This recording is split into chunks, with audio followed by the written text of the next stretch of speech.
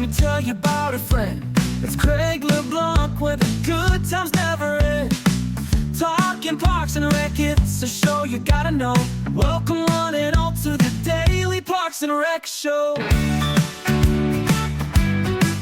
It's the Daily Parks and Rec Show.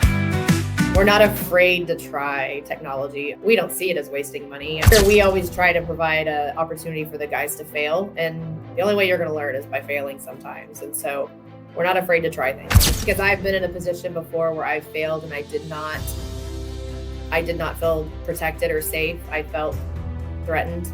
And I don't ever want my staff to feel that way. So I've always tried to create an environment where, yeah, let's try it. Let's figure it out. Welcome to the Daily Parks and Rec Show, your go-to source for all things facilities maintenance. Today we're diving deep into the future of park upkeep with two incredible visionaries from Carrollton, Texas, Kim Bybee and Richard Clark. They are truly leading the charge in integrating robotics into parks and recreation, transforming how public spaces are managed. Join us as Kim and Richard share how their innovative approach with autonomous technology, from GPS field painters to silent 7-day-a-week robotic mowers, is revolutionizing their 38 ball fields and beyond. Discover how these advancements are not only saving time and taxpayer money, but also elevating the quality and safety of their sports fields, even attracting international attention. Get ready to be inspired by how the city of Carrollton is setting new standards for efficiency and excellence in park maintenance. Let's dive in. All right, this is Craig LeBlanc again with the Daily Parks and Rec Show, the facilities maintenance edition or show that runs Monday through Thursday, 10:30 a.m. Eastern, where we talk all about maintaining facilities in parks and recreation. I have two special guests that, as far as my assessment, are probably the most advanced when it comes to robotics and leading the charge with having machines do some of the work that they do. But Kim and Richard, how are y'all doing today? Good. Doing well. Thanks for All right. having us. Oh, no problem.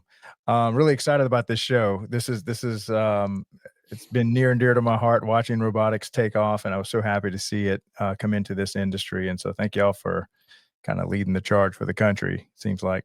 I'm gonna go ahead and play a little promo for the whole media company to kind of explain to the people that are new to the show what it's about, and then we'll come back and dive right in. Sounds good. Welcome to DPRS Media Co., the first media company built for the people behind the Parks and Rec community. We don't just cover on Parks and Rec, we elevate it, we amplify it, we honor it. At the heart of everything we do is one mission: to serve the public servants, the professionals who design, maintain, and lead the parks that shape our communities. Under the Daily Parks and Rec Show, we produce 6 powerful platforms. Leadership in Parks and Rec, a spotlight on directors, superintendents, and visionaries shaping the future of public spaces. Facility maintenance, where the boots hit the ground, a deep dive into the systems, crews, and craftsmanship that keep our parks clean, safe, and beautiful. Young Professionals Network, shining a light on the next generation of Parks and Rec. Students, interns, and mentors sharing how we build a legacy together. Youth Sports Mastery, sponsored by National Academy of Athletics. This series is for coaches, parents, and rec leaders working to make youth sports fun, fair, and meaningful again. The Rec Room, hosted by the passionate leaders of Henry County Parks and Rec. This show brings frontline energy and real-life stories from the field. And the weekly Parks and Rec Post, our official newsletter delivering stories, insights, and community wins every week. We are DPRS Media Co., LLC, a media company with a mission to uplift the professionals who serve every community, every park, every day. All right, so what a great week this is going to turn out to be, and I'm love starting off with y'all. But maybe maybe introduce yourself to the audience. How y'all got into Parks and Rec, and kind of what y'all do for. It's Carrollton, Texas, correct? Yeah. Ladies first. All right. So I've been with the city of Carrollton almost 23 years now, and I had no intention of working in city government or parks and recreation when I was in college. I went to Texas A&M and majored in kinesiology, with a business minor. So I was going to get into professional sports and actually started in professional sports when I graduated with the Dallas Mavericks and the Dallas Sidekicks, and just didn't like it. My brother worked for the city. My dad was a police officer. My brother worked for Parks and Rec, and they just told me about an opening to run softball tournaments and leagues.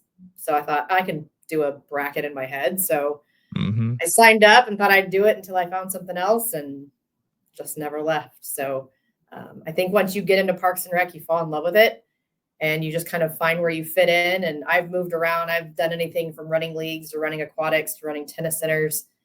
Ended up on the maintenance side and wish I would have started here 10 years prior. So yeah, I just kind of fell into it, but just never got out of it. Yeah, that's such a common story to just kind of discover it and then never leave. Yeah, Kind of like the mafia. You start working for them, you can't quit. exactly. It's Richard, kind of similar for me. I mean, different course to get here. I started as a 16-year-old working in landscaping at the local university, and I enjoyed it. I enjoyed being outside, working hard. I got a degree in landscape management from Brigham Young University, and straight out of college, I decided I was going to do athletic fields. I loved athletic fields. I'd done that as I was in school. So I managed their football field for 5 years, and then moved to Texas, and thought Parks and Rec would be kind of a stepping stone to get me where I wanted to be. And again, fell in love with it. And here I am 9 years later. wow. And so how long have you been working for City of Carrollton? 9 years for Oh, Carrollton. 9 years just with City of Carrollton. Yeah. And so tell me more about that degree. How did that prepare? I'm curious as to what colleges are kind of doing for your for the industry now. So, first off, I didn't even know that was a thing. I went into college thinking I was going to do pre-med. Did not like it at all. And one day my dad called me up and was like, "Hey, did you know they offer a degree in landscape management?" Which, this is my dad who told me my whole life when we were out in the yard weeding and, working. He's like, "You like that? Get a degree so you don't have to do this your whole life." And then my dad's calling me up telling me, "Hey, you can get a degree in that." We covered a broad range of subjects from turf grass management we did bug collections in our IPM class, looking at stuff under microscope so we can diagnose what fungus is affecting our plants, to some management, some financial management, business management. So we covered a very broad range of subjects, but the goal was of the program there when I was there, was to send us out and be able to be in a broad range of, the whole landscape management field. A lot of people went out and started managing for Valley Crest. At the time it was Valley Crest, now it's Brightview, right? But they were managing a portfolio for Valley Crest right out of school. And doing tree services, all sorts of different stuff. Yeah, I had a guest. I'm trying to remember. He was from Dallas, or a certain part of it. Was it Garrett? Yeah, it was Garrett James. He's been a regular on the facilities maintenance show, and we decided to have him back on the show for a deep dive into just pick a specific topic so we could really, show how much depth is in maintaining these facilities. And so we were just going to talk about turf maintenance, and started talking about water, just to kind of kick off. And 45 minutes later, we're still on water, on irrigation, on drainage, and I was like, well, it looks like this is the water show. Never even got to field maintenance and all the pesticides and the unwanted plants and all that kind of stuff. But it's just such a deep, it's got so much depth in it, and the level of skill and mastery that you have to attain over the years to really do a good job at what you're doing. I'm assuming a lot of everything y'all touch is a lot of on-the-job training. Am I assessing that correctly? Yeah, there's something new every day, right? Right. So, and that's part of what we love about what I love about this job. I'm guessing Kim likes Yeah. similar stuff. But I love that every day there's something new, Mm, and I'm challenged every day. yeah. Alright, so let's go ahead and start on this robotics thing. When did y'all start into that? I know robotics, fully autonomous robots, that's really a fairly new thing. But when did y'all kinda decide to, jump into that side of park maintenance? Well, it probably started with our first robot, I guess, was like the GPS painter, the Mhm. field painter. We The got the field tiny sprayer. little, Yeah. yeah. And so, gosh, how many years ago was that? We Uh, got one of the very first versions. I would say 7 years ago. Yeah, Wow. 7 years or so. We got the GPS painter, so we have 38 ball fields. So you can imagine trying to run line and paint them and stuff would take a while. And Mhm. this came out, so we demoed it. We invested the funds to buy one, and it cut our time down immensely. I mean, you have like a 3-man crew that's trying to run string and paint. Now you've got a painter that'll do a soccer field in like 20 minutes. Mm. So we could free them up to do other things. So that was probably our first robot that we got Mm. into. And then Now the what's autonomous, just so people understand what it was like and what it is like. So imagine you have to paint a, football field coming up for a Friday night game or something like that. Before the robot, what did that look like? And then what does it look like today? So I spent a lot of time painting before I came to Carrollton. Managing a football field, yeah, the college level, you paint a lot, right? Um, and I was pretty efficient with what I did. And I came here in Parks and Rec. A lot of the guys were just learning. They didn't do things as efficiently as I would have liked. Mhm. We were learning new ways to do it, and it's still before when we started looking at the robot, we did a little time motion study how long it would take to paint a soccer field from scratch. Because if there's nothing there, it takes longer, right? We have to measure to make sure we get 90-degree angles, all that stuff. Uh, Mm. and it took 5 man-hours to do one soccer field. Mm. And then we brought in the robot, and it took 30 minutes to do the soccer field. Wow. Yeah, So, because it really doesn't have to measure. It's just all pre-programmed, and it just sprays it yeah, perfect every time. yep. And was that now So in the early days, was it kinda glitchy, or has it pretty much been pretty consistent? Improved any over the years? Um, the one we have, we haven't had many issues with it. I mean, yeah, the issues we have are mostly from maintenance standpoint. Mhm. Guys don't clean it well enough, or they get a wire, accidentally when they're loading it up in the gator to take it out to the field. Mhm. They clip a wire, and then all of a sudden there's no communication. That's Uh-huh. a different issue, yeah, but it hasn't really been glitchy. Like most of it's pre-programmed stuff. If you need to adjust the size of your field, you can do it on a tablet real quick and Mhm. easy, and it's done. Yeah. Send it out, and it does all the dirty work. Yeah, and it seems like the way the robotics is heading that you're gonna almost like a shepherd herding sheep, you're just kind of keeping them maintained, filling them with new whatever paint, replacing little things that break, but you're not actually it's doing a lot of the heavy lifting, and I see that yeah. kinda happening across the industry on pretty much all things. And so then now what was y'all's next step into that, next piece of equipment that y'all bought? It's probably the Husqvarna autonomous mowers, which we've had 2 years now.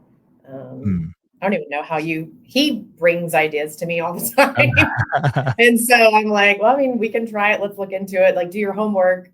So did you see an ad? So I've been watching the robotic mowers for a long time, right? Yeah. They've been on the market for a long time. Um, but I wanted something efficient. I didn't Mhm. want something, with a 9-inch or 11-inch cut out there bouncing around on our soccer fields all day, every day. Mhm. Um, so I've been watching it for a long time, and I came across the mowers now that they can mow a pattern, and you don't have to bury guide wires in the ground. And I was like, okay, we're getting there. It's time to start looking at it for. So we reached out to Husqvarna and had them come out and do a demo for us, and liked what we saw. Yeah. Now, were y'all one of the first that took delivery on that, on the Husqvarna in the early days on some of those models? Yeah, Yeah. we actually did the demo before they were selling in the US. Oh, wow. Yeah. And so give me the stats on that one. Is it like a 24, 48-inch cut? Is it battery powered, gas powered? It should have been more prepared. It is battery powered. Yeah. The width of cut, I want to say it's 36. I thought it's 36. The Cioras Oh, are wow. 36. 36-inch. We have two different kinds. We have a Ciora, which is the wider Mhm. fields type mower, and then we got a couple small ones that we were going to maybe try at like our city hall and stuff, and then we ended up just putting them at fields. And it's a smaller, it's more like a 18-inch or Mhm. 24-inch. Like it's a lot smaller. It would be something you would have at like a residential home I to see. mow your front yard. But we got 4 to start off. We got 2 of the larger ones and 2 of the smaller ones, and we just threw them on our soccer fields because it's easy. It's wide open space. So we weren't going to have to worry about it running and fencing and that sort of thing. But yeah, they come with a relay station that we would just mount on top of our concession stand that's at the building so they can communicate with each other. Our construction crew built little kind of houses for them, almost like look like dog houses that they Dog can go houses? back to charge. Yeah. And it protects them somewhat from the elements. But yeah, it was one of those things where we're using real mowers to mow our fields. Initially, it was only once a week. We did some time trials and realized they could do it twice a week. So we started mowing fields twice a week. And we needed to replace a real mower, which was about $93,000 to $95,000. And we were able to buy these 4 autonomous mowers instead of buying a real mower. And we went from mowing 2 days a week. They run 7 days a week, but the field's actually getting cut at least 5 days a week now. Oh my goodness. Yeah, that's now, how are they as far as navigating different obstacles and stuff? I know it's probably easiest if you just cut in an open field, but they cut relo around goal posts and bleachers and all that mess, or They do. I mean, there's still weed eating required, right? Right. If you leave the goals in the fields, you have to weed eat around them. Mhm. We try to push them off every day, so it can just go. But if it comes across an obstacle, whether it's a soccer ball or a corner flag or a person, Mhm. it senses it. It slows down as it approaches it, and then it kind of bumps it to see if it moves. So if it's a soccer ball and it moves, it just keeps going. And it will push that soccer ball all the way off the field, and then it will turn and just go back on its next pass. If it's unmovable, like a goalpost, it backs up and it goes and it does the next pass, and it just leaves that for later, and then it comes back from the other side to see if it's still there. And it's come from both sides and covered it. Now, is there a robotic weed eater in the market coming on yet? Are we still waiting on that one?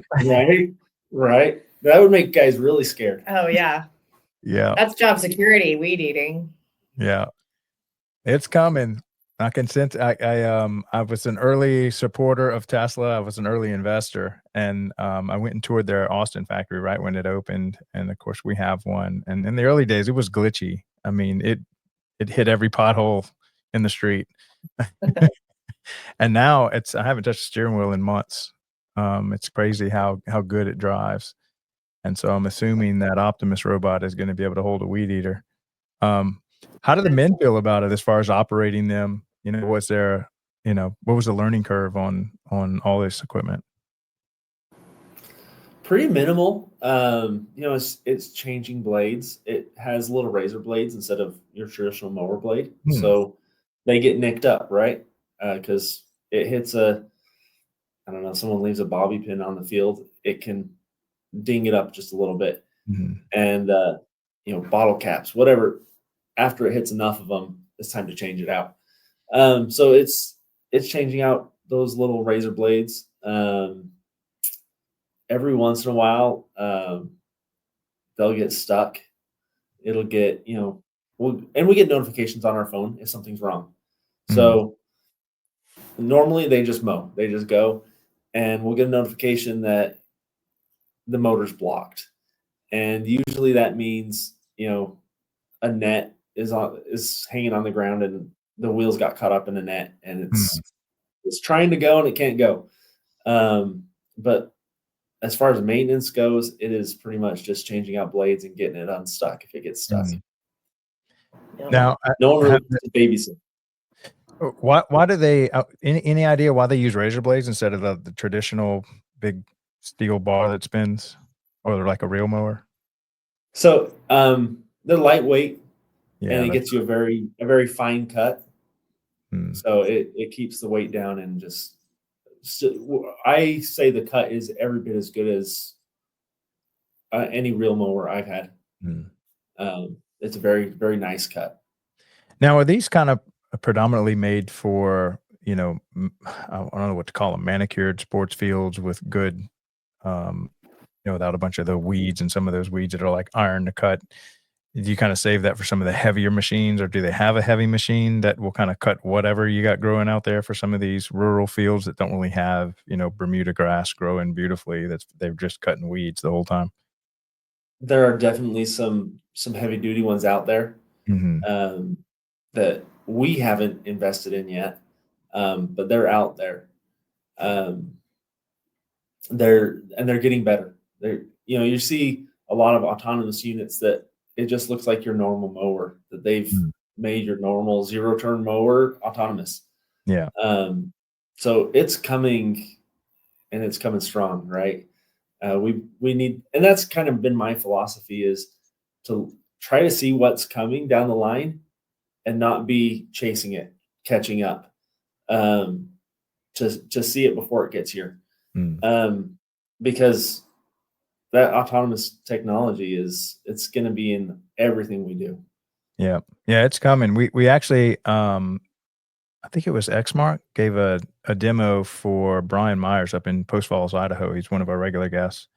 And like you said, it just looked like the, 48-inch deck or maybe 60-inch deck. The only thing it was missing was a seat. Yeah. Everything else was but it drove itself, gas powered. Pretty much a traditional lawnmower with the technology to be able to drive very similar to a human. Well, probably with a lot more accuracy, but maybe not to handle all the corner cases that'll run into.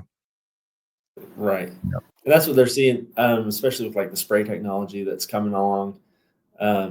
They're comparing the accuracy to someone who's trained, who has been doing it for years on, a sprayer, or to someone who has never done it. Yeah. And just put them on a machine. And you see, obviously someone that's trained and has been doing it for years is going to be better than the person that has never done it. You put a machine out there that's autonomous, and it's better than the guy that's been doing it for 20 years. Right. And that's another thing, right? We're better. We're better for doing it. It's not just saving time. It's not just making it easier. We're being better stewards of the environment, of our time, taxpayer money. We're trying to just be better. And just elevating what we provide the community.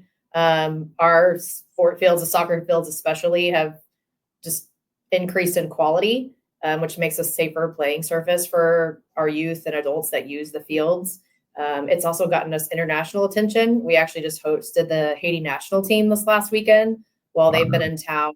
They played against US last night in the Gold Cup, but we've been able to host some national teams over the last couple of years during competitions in the area, which puts us in the running to potentially host someone for the World Cup next summer.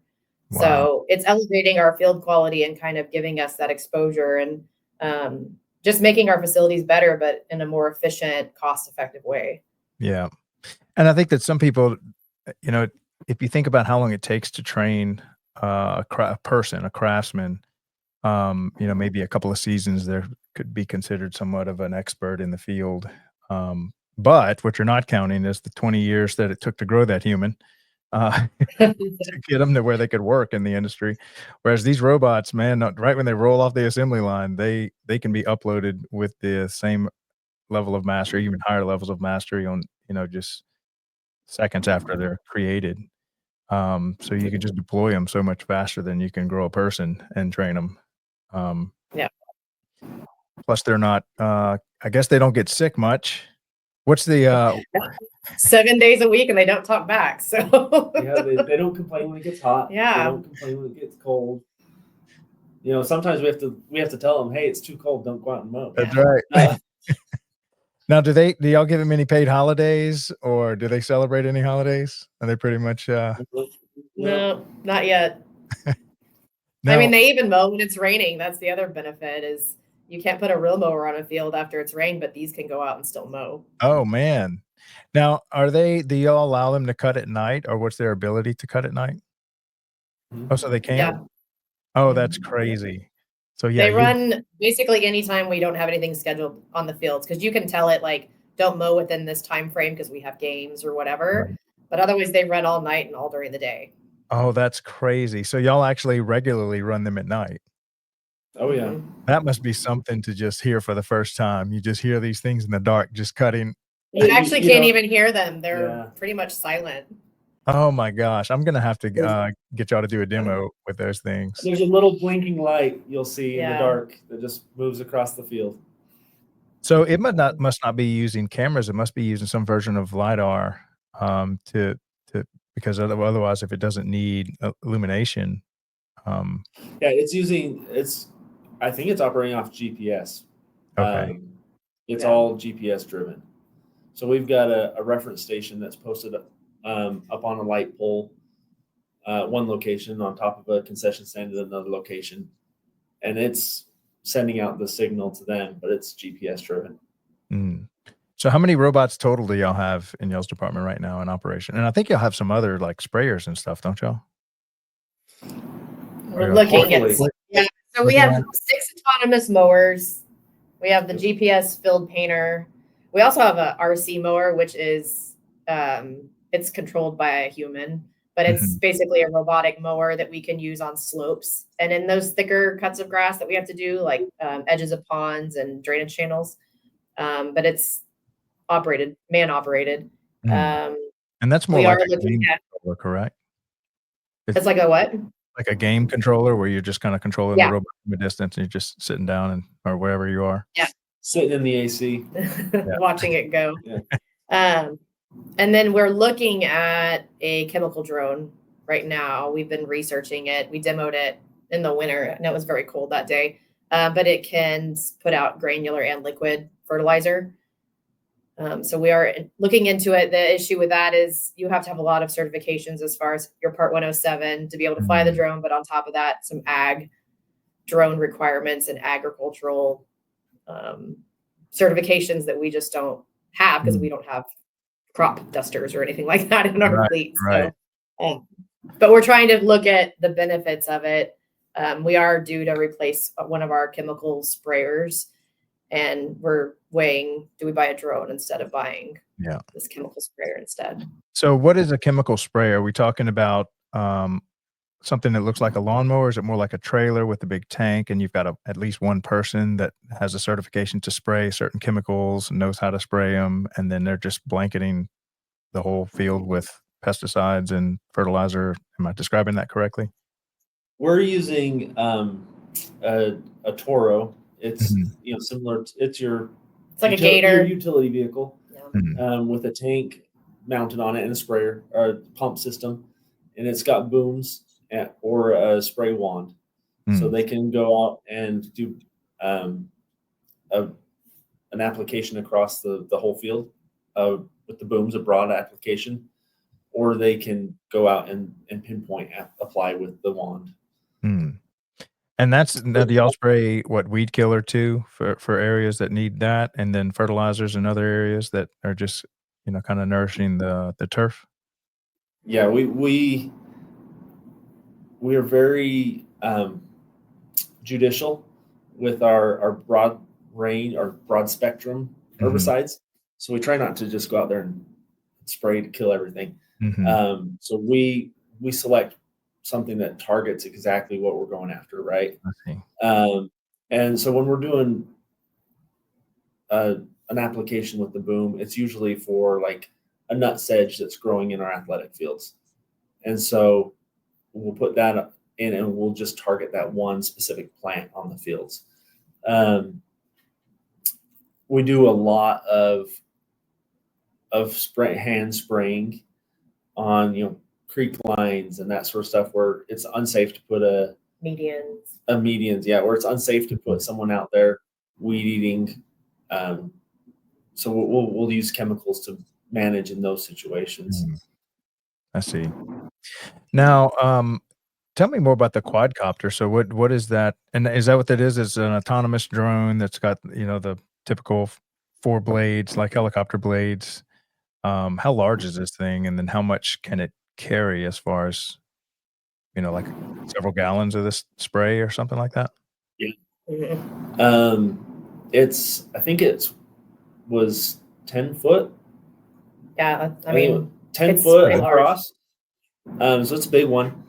It can carry 150 pounds. God, that's Um, crazy. I was thinking something much smaller. This is like size of a car Yeah. almost. It's huge. yeah. So we would have like a dedicated trailer that it's loaded on, right? And we pull out to the site, unfold it, and off it goes. But I think I believe it's 30 gallons, no, 50 gallons of liquid and 150 pounds of granular. Mm, So like if we were doing seed applications, I mean, you could fill the hopper all the way up and you would never even come close to the weight limit on it. yeah. And so how much does I guess the Toro that y'all have, what does it carry as far as weight capacity? Oh, It'll um, 1,000 pounds or we're something? talking like, yeah, like closer to 1,000 gallons. So it's gotta go refill and stuff, and so you have to have somebody that's kinda refilling it each time it goes out? Yeah, refilling, changing out batteries. Mm, Um, yeah, Well, you but still have to man it. Like, I mean, you can set your boundary and where you're trying to concentrate your distribution. So they still have to man it and operate it because even with your Part 107, you always have to have control of the mm, unit always have to have it of the in sight. drone. It has to be in sight. So you can't just like set it and forget it like you could like the autonomous mowers, but mhm. it's still more efficient. When we watched it, even on a windy day, this thing was going like 20 miles an hour. Wow. I mean, it was still very effective in its coverage. They didn't put a colored solution in during the liquid, but they had told us during one of their demos they had put a colored solution in, and you could see the coverage, and it was just like someone else going out and doing it manually. Mm. And so, so you're saying you have to have somewhat of a pilot certification, and so Yeah. who's getting that? Who's volunteering for that one? Well, Uh, sadly, so I yeah, already have my Part 107. what is I that? got my Part 1. I've never heard of Do that. what? What is a So the Part 107 is basically your unmanned drone certification mm, that you get through the FAA. So I'm legally allowed to fly drones where mhm, they're allotted. So we had got drones to take photos of our fields because we were trying to look at like, are we making improvements with the stuff that we're doing? And so we kept mm, throwing them up and taking progress photos and things like that. Sadly, our drone was grounded because some laws that were passed. It was a oh, DJI no. product. We're no longer allowed to use DJI according to the governor of the state of Texas. So I just haven't bought another brand yet. But I went and got my Part 107 during COVID. Was at home. What else am I going to do? So I studied Mm, for it and took the test. And so you have to have your Part 107. There's some agricultural sort of like if you're going to fly like a crop plane kind of thing, you have to have mm, certifications for that. And then there's like a medical. So it's almost like if something were to happen, like an accident, that you could respond to it. yeah, And then top of that, your chemical applicator licenses and stuff. So we've got the list and we've looked into it. It's just we have 3 chemical applicators and we have one that we think would be perfect for doing it. It's just a matter of getting all these certifications and studying for them.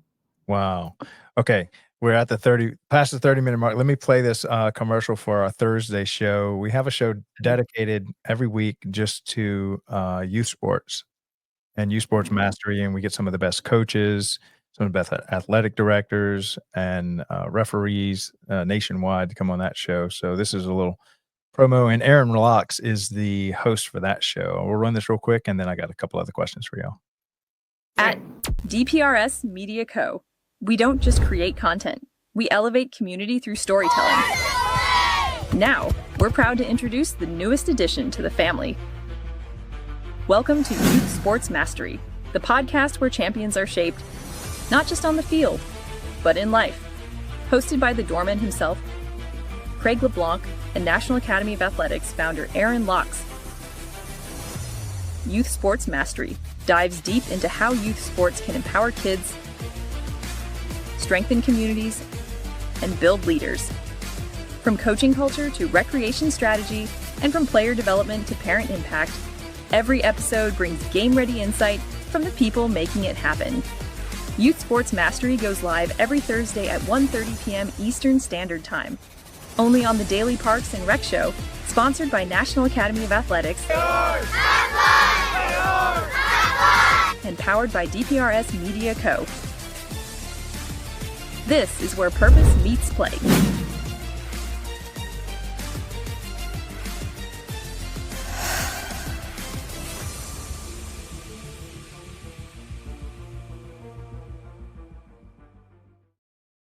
All right, so Daily Parks and Rec Show is a media company just for parks and recreation, and there's so many topics that you almost have to have their own show. So that's why we had its own show just for youth sports, similar to what we're having right now. I think facilities maintenance is probably going to spin off like 5 different shows. We've got an urban forestry weekly show that's in the background cooking, and that's just one of many. I think we're going to end up with one on master planning, project management, and I wish I could find a way to do one more on just robotics because I love it so much. But you had mentioned that there was it became illegal. What'd you say, DGI in Texas, or what acronym did you use? It's called DJI. It's basically made in China, and so there were particular brands that were banned from being utilized by governments, and so DJI was one of them. Any reason why? Is just kind of security issues or spying technology, and they did the same thing for Tesla in the early days in China. They made it illegal to have that fully autonomous stuff because they were afraid it was going to spy on everything, which it might be. I don't know. Yeah. But yeah, I think it was just because they're manufactured in China, and it was a couple years ago that it went into effect. And the apps to run it. Oh yeah. DJI, which are housed in China. Yeah. It's more the software side. Right. Yeah. Hardware, I mean, it's a piece of plastic, right? Yeah. Right. But it's more the software side they're worried about, I think. Yeah. The spike. Yeah, because I think you can download any app on your phone or iPad or your computer, and then sometimes that gives you access to the entire computer, like the database, the emails, maybe personal information. And I know in China, if you happen to go to China, do not bring your phone. Everything on it will be swiped. All the information, all your passwords. Get a different phone. Don't bring your iPhone with you. I used to manufacture solar lights, and they had these odd softwares that we just could not get to, I guess, talk with the other softwares that we had. So we had to find another solution. So I imagine there's American companies that are approved that are now being used. There are, yeah. Yeah, and there's some still that products they're made in China, but their apps and stuff are housed and managed. Their servers are managed in the United States or North America. So those are approved as well. Now, what was the name of the company that has this 10-foot drone that y'all are testing and potentially considering using? AGX? Yeah. I think it's AGX. It's an acronym. I don't remember it exactly, but it was like AGX or something. XGI? I don't know. Yeah. DJI does make one, but we did not demo that one. I think it was this other one that we demoed. But yeah, this guy that works in agriculture came up and demoed it. And it's our rep who he's provided us other equipment before, and he's the one that introduced us to him. What other equipment did he provide? He gets us a lot of our mowers and. Well, we introduced him to the autonomous mowers. Yeah. And so he was selling more ag type equipment. Mhm. And then getting into reel mowers, and they were kind of moving into the facility management side. Mhm. And we introduced them to the autonomous mowers we had and said, hey, you should be looking at this. So he started, and that really kind of started him down that. And then he called us and said, hey, Oh, we got a dream for you. you've created a Because monster. he knows we're always looking and trying out new things, Right. and we're not afraid to try technology. I have friends that work in other cities, and they always just say, well, we'll let you be the guinea pig. You try it out and let us know if it works. Like, basically, they don't want to waste their money, which we don't see it as wasting money. I mean, Yeah. and here we always try to provide an opportunity for the guys to fail. And the only way you're going to learn is by failing sometimes. And so we're not afraid to try things Yeah. because it can make you better. And so, Now, where do you yeah, get he that knows from? we're try it. Where do you get that from, Kim? Is that childhood, athletics, whatever, just figuring it out, trying, failing forward? Life experience. I've failed so many times. I can't even tell you, but yeah. And I think as I've been in a position before where I've failed and um, I did not feel protected or safe. I felt threatened. Mhm. And I don't ever want my staff to feel that way. Mhm. So I've always tried to create an environment where, yeah, let's try it. Let's figure it out. Like, what does it hurt? Yeah, we're smart about it. We're not throwing money away by doing it. We research and look into it and make sure it's, effective and useful and efficient. But why not? What does it hurt? Mhm. So any news from the front line as far as what were some of the bumps in the road? If you had to advise somebody that's kind of looking to follow in y'all's footsteps, is there like any advice you'd give them? Gosh. I mean, it's one of those things, like, just look at what you're doing and where you can try to what are you trying to improve upon and what's out there that could help you with the improvement. Our biggest thing was turf quality, and we knew more frequent mowing would benefit us with that, but we just didn't have the equipment or the manpower to do it. Mhm. But these autonomous mowers were able to fix that. And so it's always trying to find out what the problem is and then what the solutions are to fix it and what's out there. But it's, looking at where can you save money, where can you make improvements that might help manpower and save time. Mhm. Years ago when we bought the RC mower, I had a maintenance worker position that I could not fill. It was back when we were having a hard time filling positions, and this position stayed vacant for, like, I don't know, a year and a half or something. Mhm. So instead of filling that position, I went and bought an RC mower instead, which saved the city money in the long run because we're not paying benefits and things like that year after year. And I only needed one person to operate it, which we had a crew leader that was capable of doing that. So it's just trying to be creative in how you manage your spending and manage your budget. The one thing you do have to take into consideration, you do buy this technology, there are reoccurring costs that come with it that you probably didn't have before. You have to pay Mhm. for that software every year and just the maintenance of it. But on the other side of that, you're also saving money. You're not spending money on gas. If you are eliminating positions by using autonomous mowers instead of people, you're saving overhead, that kind of thing. Mhm. It's just, you kind of have to just look at your business as a whole and what your end game is. Right. Yeah, and that seems like a pretty obvious one, I guess, now that you've done it, that, you do have reoccurring costs with, employing a person. Like you said, their benefits, plus the machines might just be a lot more efficient. Are there any others?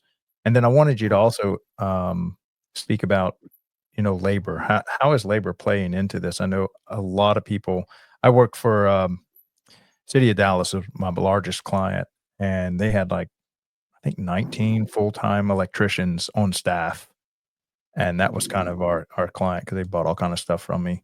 Um, but man, they would have vacancies for several years, just couldn't find, electricians at the rate that they were paying. Any idea what the cause of that is, or kinda what's the market like, the labor market like where you're at?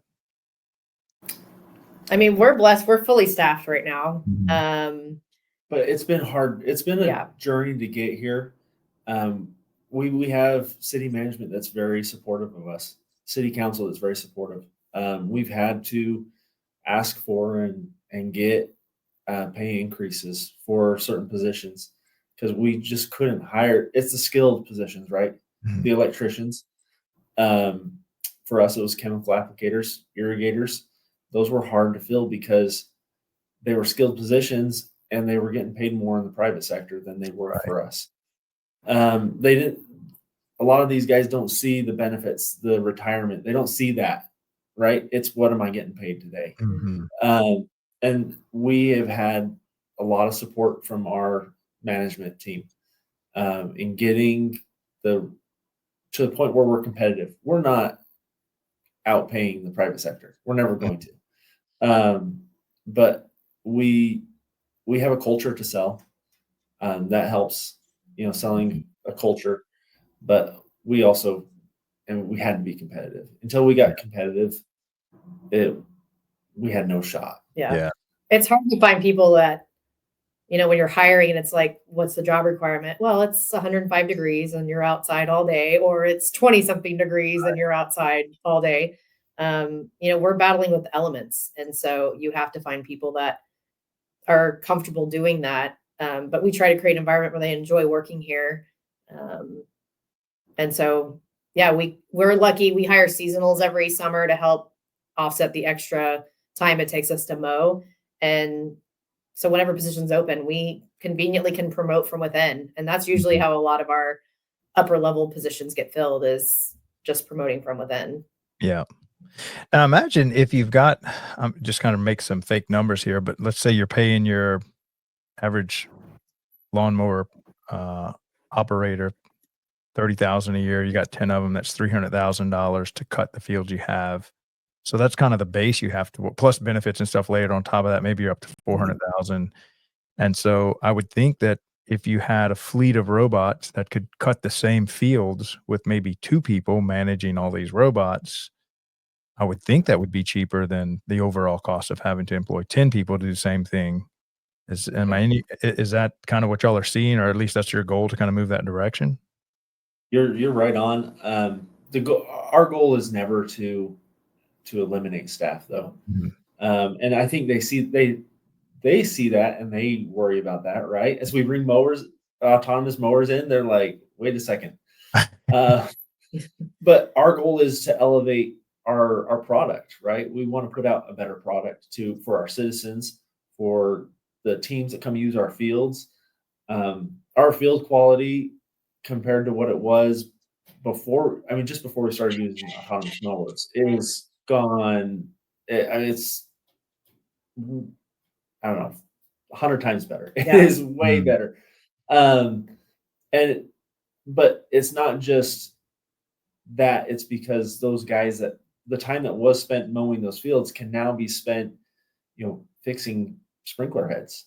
Right. It can be spent on other things that we didn't have time to do before. So that's what the approach we're taking is not just, we're not looking to eliminate positions. We're looking to be able to do more with the time we have. Yeah. Because there's always like nets that need to be tightened.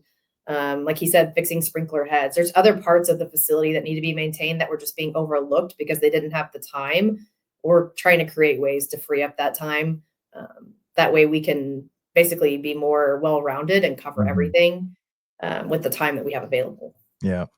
And I would think that if you've got 10 people, let's say at 30,000 a year, operating all these, I guess, non-autonomous robots versus the 2 or 3 that can, that those 2 or 3 are going to have to be more certified. They're going to have to be more, maybe have pilot's license or something. So I would think that they become more valuable because of all the stuff they're having to manage, and maybe perhaps you could pay them more since there's less of them. So I would think it's a place where you can make yourself more valuable by learning how to operate all these machines and run them, and then be more versatile for as far as the staff. And that's the approach we've taken as we talk to people about getting licenses, Right. about getting trained on that equipment. Like, hey, this is going to make you more marketable. This is going to give you opportunities in the future. You will know how to do more things. Mhm. So when that job comes available, you're ready. We right now, it's our supervisor over mowing that manages the robots. He gets some help from the crew leader. We're not promoting people to maintain them. At this point, we don't have that many. We may get to a point where we've got so many that we need someone that specializes in that. And yeah, it's a technical position, right? So they should be getting paid like someone who has technical expertise. Yeah, I mean, just this media company I'm building, other media companies a long time ago, I say a long time ago, it's really not that long ago, to build a media company like we're building might take 40 people and a lot of graphics design, a lot of heavy lifting, because we're producing 51-hour shows a month. And now we can do the exact same thing with 6 people, and 2 of them are just on growth, like connecting us, scheduling, that kind of stuff. So we really only have 3 video editors full time. This would take probably 40 video editors to do what we're doing. But one of the ways that we do it is we require AI to be used at every step of the way, from graphics design to the sound engineering to editing, posting. It's all done by AI with a human in the background, just kind of putting the finishing touches on it. So we couldn't do what we're doing if it weren't for, I guess, the AI component. And I think you're going to kind of do the same thing in robotics. Now, let's see. What is the feedback that you're getting from people that are curious, want to know more about what you're doing?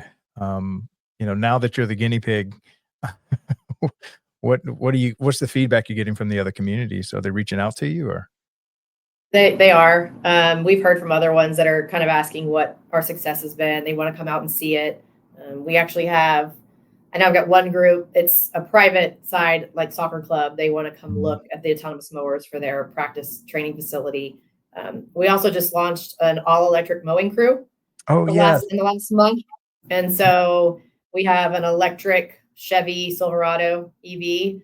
And then we have electric zero-turn mowers, and all handheld equipment is electric. And so another city in the area is actually coming to look at that this week because they're interested in trying to implement electric handheld equipment for their trail crews. So we get a lot of that. Like when we go to conferences, there'll be someone that just be like, "Hey," like they know us, right? Yeah. "Hey, kid," and we're like, "Do we know you?" Oh my God. And they're like, "You guys have autonomous mowers on your ball fields, right?" Yeah, we do. Can I come out and look at them? Yeah. And we get a lot of that. People want to come see it. People are buying it. People are doing it. Golf courses are hearing about it and looking at it. So but we do get a lot of positive. I don't think I haven't had one negative comment on any of the autonomous stuff we're doing or the electric. Yeah. Everybody just impressed with it. No one that's been negative about it. Yeah. Our city council is very supportive because, we have to get permission to spend certain amounts of money. And so I have to take these to council to get approved. And I mean, they're excited about it. I think they like knowing that we're kind of on the cutting edge of bringing this stuff, and that Carrollton can kind of be out there as, like you said, being number one and, producing these robots and bringing them into our workforce. So yeah, it's all been positive for us. Yeah. And so, and I wanted people to also know that Carrollton is not a small town. Well, maybe for Texas it is. Almost 140,000 people. What do y'all have? 85 full-timers that work for the Parks and Rec? In Parks and Recreation, we have 60 alone on the maintenance side. Wow. Well, tell us a little bit more about, Carroll. Where is that? Are y'all in the Dallas metro area? We're just about 20 minutes north of downtown Dallas. And we're about 37 square miles as far as the size goes. Pretty much built out. There's not a lot of areas to expand. So we do have a very aging infrastructure. Yeah. But yeah, I mean, we're in the middle of it, especially where we're located. We're next to some major thoroughfares. So our sports complex is pretty popular for a lot of like tournaments and stuff in the area because it's pretty easy to get to. But yeah, we have a nice downtown area. We do some events and stuff down there throughout the year, and about 30 or so parks, lots of green belts. We have about 20 miles of trail. that run along our drainage channels and stuff. So A very diverse community yeah, that we cater to. So we're trying to, you know,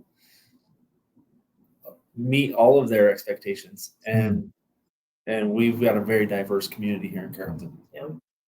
Now, tell me more about this full electric crew. Whose brainchild was that? What was y'all's thoughts behind it? And then how is that working out? That was kind of Richard and one of our mowing supervisors. And, you know, we see the electric equipment's been coming out for years. So it's another one of those things we've just been watching to see how it goes. We've demoed different brands, had different vendors bring stuff out. And we talked to our fleet department, fleet and facilities, about the opportunity to potentially do this, because we had some mowers that were up for replacement and we had a truck that needed to be replaced, and just seeing if this is something we could do just to try to be more environmentally friendly and that sort of thing. Again, we try to be forward thinking. I tell people, I look at what's happening in California and regulations in California, and I say, okay, what are regulations are they having? Because a lot of what happens there sweeps across the country. Right. And so we kind of watch that and try to be prepared. Yeah. So the electric thing, first we had to see if electric mowers could keep up with the gas powered mowers, right? Yeah. Am I going to have to stop and plug in halfway through the day and wait for it to charge? Is it going to be powerful enough to cut through the stuff we're cutting? So we did several equipment demos where we got different brands and we tried them out to see what was out there. It took us a couple, 2-3 years before we pulled the trigger. Part of that was, like Kim said, we had a truck that was up for replacement, several mowers that were up for replacement, and it was just the timing was right. Right. Part of it was getting a company that we felt comfortable with, that we thought that their equipment met our needs. Yeah. So it was a process. It still is a process. We just launched it 2 months ago, not even 2 months ago. Yeah, like a month ago. And so it's a process, figuring things out, how we're doing it. But it's a fun process to be part of. Yeah. Yeah. And for those that don't know, a lot of all this, aside from the software, was very much tied to the battery, because these early batteries were just very weak. They didn't charge a lot. Their energy density was low.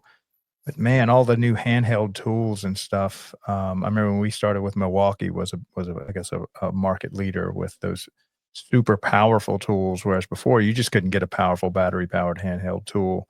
And now it's like they're so powerful, they're so light that you can make much more powerful machines like a lawnmower. You couldn't really power a lawnmower with the old school handheld battery drill. Like that battery was just not even close to being strong enough. But now that they seem to be working well, I mean, you just can't beat an electric motor. It's like 2 moving parts versus the hundreds of moving parts in a combustion engine with oil and gas and all that. Our operators, like seasoned operators, get on these electric mowers and they're like, whoa, we've got to slow it down. Like we can't go full speed.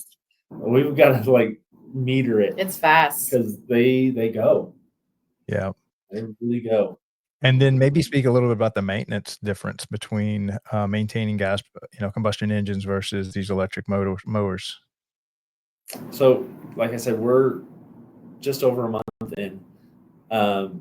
It's changing blades, sharpening blades, and that's about it. We got a few grease spots, but we don't have belts to worry about. We don't have oil changes, hydraulic fluid. We don't have any of that to deal with these mowers. Yeah, we have another mower we bought at the same time that is just a regular gas mower. It's been in the shop more than it's been out. And we got it at the same time we got these electric mowers. Yeah. And I don't want to say we're hard on equipment, but we are. Yeah. We're out there. Sometimes the grass is so high you can't see what's in it, right? Oh wow. we've had guys hit manhole covers that Oh, they couldn't see because it was just so thick. Oh. And that happens when we get heavy rains. We aren't out there for a week, and then so the grass has grown extra long. But they're out there in green belts mowing. They're in some pretty thick stuff, and so all of our mowers take some abuse.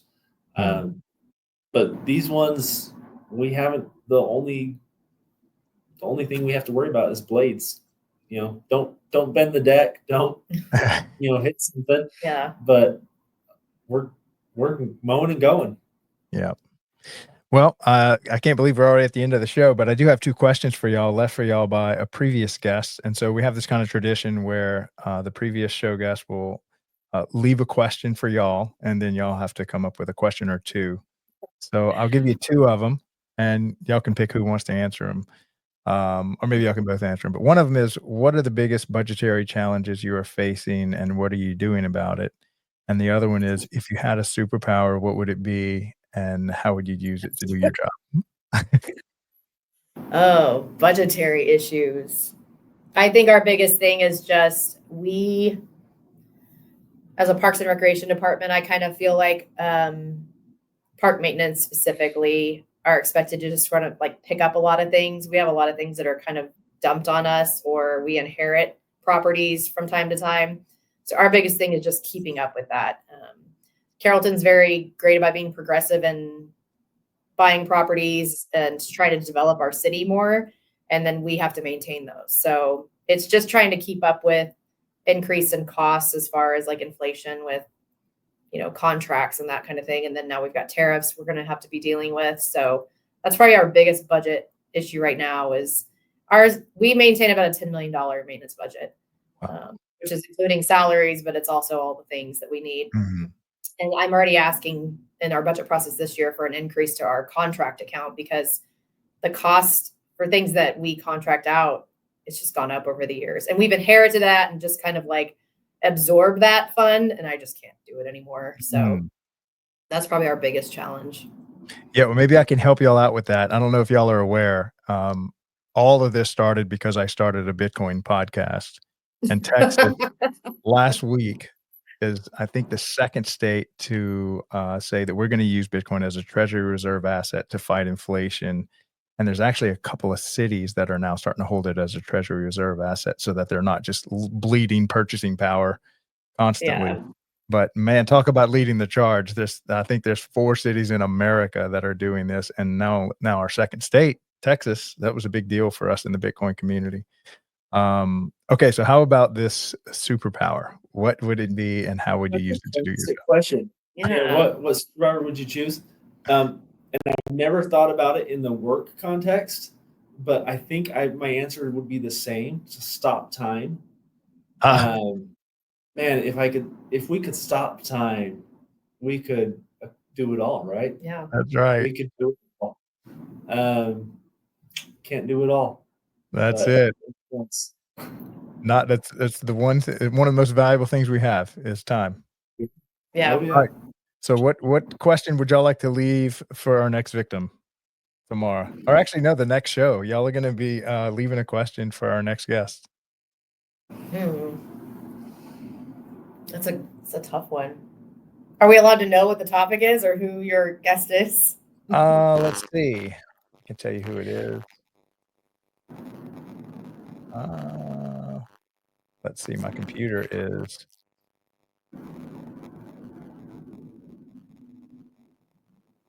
running slow this morning. Craig, it's for the same podcast for Facility Maintenance Show, right? No, this one's for leaders in Parks and Rec. So it's probably going to be a Park and Rec director. Okay. Ooh, I would do something on something with employees. Like employee engagement or something would be something good, especially with a director, thinking about what they're responsible for as far as a Park and Rec department goes. So how do you engage employees? Is that, or what are you thinking?